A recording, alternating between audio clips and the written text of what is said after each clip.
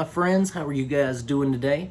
Chris back again for another installment. We're going to be checking out a little film from 1966 called Murderer's Row. Now, if you guys remember in my last review, I said that I was going to be checking out this series of movies that Dean Martin did, starring as a character called Matt Helm. And he's basically like a super spy, kind of a James Bondy kind of character, but he's also a little bit like Austin Powers, where it's a lot of like super spying and, you know, super sexy 60s kind of stuff and color palettes and you know, all these different things that Austin Powers, you know, basically showed us how the British spies in the 60s were. You know, he was the antithesis to James Bond. Well, this is sort of our antithesis to James Bond too, because in this one, Matt Helm, Dean Martin, poor thing, he fakes his own death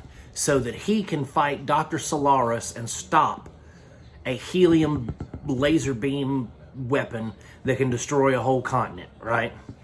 And so this is our second installment of this series, and I think that it's, you know, it's finding its footing, okay? So the first one, I felt like it really didn't know what it wanted to be. It didn't know if it wanted to be a spy action film, if it wanted to be a comedy, and I found it, in my opinion, I found it hard for them to mix the two.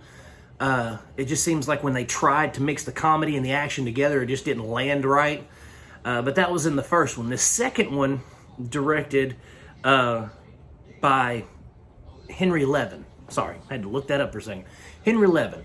He directed this, and he's going to direct the next one, The Ambushers. But I feel like Levin kind of understood the assignment more than Carlson did with the first film. I think that Levin said, okay, well, this is supposed to be funny. It's also supposed to have an air of, you know, espionage about it. So let's try to combine them in a more efficient manner this time around. And for the most part, I think he did. It was funny. It had some good action parts in it. Dean Martin, as always, plays the ladies' man. You know, and in this, he's probably in his, like, early to mid-50s. And so a lot of people are like, man, that's kind of old to be a ladies' man. But, I mean, look at Daniel Craig, James Bond. Women drooling all over him all over the world, and he's like in his 50s, right? And he played James Bond, so it's not impossible. And I think for back in the day when this was made, Dean Martin was still probably viewed as a sex symbol by, you know, ladies probably around the world, like Daniel Craig. But he was viewed as a sex symbol probably when this was being filmed still, and so it's not a reach for him to, or for it to be believable that he's getting all this tang everywhere, you know what I'm saying? And so I look at it as the second entry in a 4-film series that is still trying to kind of find its way in the world of cinema. It's still trying to figure out what it wants to be, but it gets closer this time than it did in the previous installment. I mean, we have Dean Martin in it. There's not really a whole lot of I want to say A-list actors from back in the day in this, at least none that I saw.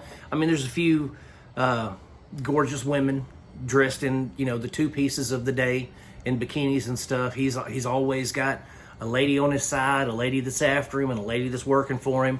Like, he's more of a ladies' man than James Bond, really. And so does he save the day? I'm sure he does, because, you know, that's how movies are. But the way that he goes about saving the day is actually a lot funnier in this one than it was in the previous one, The Silencers. The Silencers felt a lot more serious to me than this did, than Murderer's Row. I thought that it was a very, again, serious film. And Murderer's Row, it found its way around the dilemma of serious action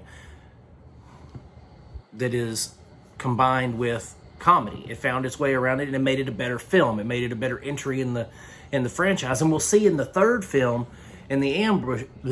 Excuse me, I stumble over my words a little bit.